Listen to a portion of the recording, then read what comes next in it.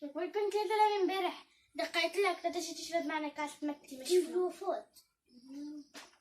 صبا ما شاء الله عليك، نزلي اقول لك هلا قبل ما اشلحك. ما شاء الله عليك، لولا الكبيرين بقى ما يشربوا متي، ولك صارت علبة المتي حقها 800,000 بتكلف هاك الحد وانتم بتشربوا لي متي وصغار وما تشربوا.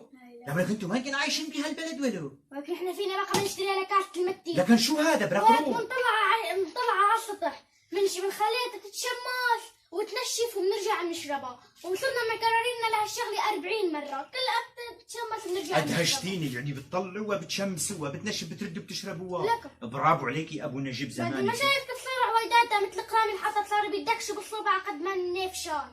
يو لازمتي هالقد بتجي عويداتها. لك برافو عليك، يعني ضربتوا عصفورين بحجر. لك ممتاز، هذه تدرس. انت خبيره اقتصاديه وليه؟ بعدين الواحد بيجي بيقول صباح الخير بالاول. لكن انتوا حرمتوني، مش شفتوا لهالمنظر المرعي؟ خلص صباح الخير. على صباح النور. لا حول ولا قوة إلا بالله. ولك بس اسمع على هالكلمة صباح النور بخس بطني بيوجعني، سنيني بيك زقزو. لا بقى تقوليها يا أخي، لكن انتوا بتعرفي ليه هالكلمة خربتوا لنا بيتنا؟ شي صباح النور، شي مساء النور، شي على الفيس بوك منور. بتعرفي شو عملت هالكلمة؟ شو عملت؟ فكروا الشباب الطيبة انه منور وصباح النور، انه نحن شعب كلنا منورين. بتعرفي انت بيقولوا نورنا طفى نور الكهرباء، اخذوها من كل عقل هيك، ولا بقى متجي الكهرباء باليوم غير نص دقيقة. شو مفكرين الشعب منور ما يضوي على الكل، ولا بقى في داعي للكهرباء؟ انبسطتوا؟ شي على الفيس منور، شي صباح الخير، صباح النور، صباح الخير، ما تعودوا على الكلمة. والله اي كلمة ما يقولها الشعب بيمسكوها وما يشتغلوا عليها. لك يا اخي لك شو بدنا نقول لك؟ طيب غير صباح النور شو بدنا نقول له؟ يا اخي قلي لي صباح اللذات، صباح البطاريات، صباح الطاقة الشمسية، ولك صباح عبيد، صباح القرود. استبغت تقوليها هالكلمة يا اخي، انا بشنج منها. لا واحسن شيء اذا واحد حكى له كم كلمة وطول لسانه شوي وحكى كلمة، بيصيروا بينقرونا وبيلدعونا بعصاية الكهرباء 24 ساعة. هاكي بتضل جاي فيها الكهرباء، اما هوني نقص توريدات. بعصاية الكهرباء في نقص توريدات. اي والله مضبوط، على قد ما لك بس نحكي طويل ما في نقص توريدات. وشيء اسا هالكلمة بتدوخنا.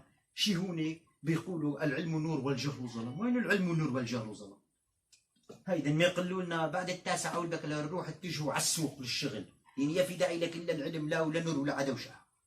خربوا بيوتنا ولو. هلا كنت نسيت الموضوع، ليش حمل لها تجيب اللون الابيض بايدها؟ هودي قصة العمر. وين راحت البنت كمان؟ كنت بدش لحلان ولبسي ابيض لحق الخلق والرزق.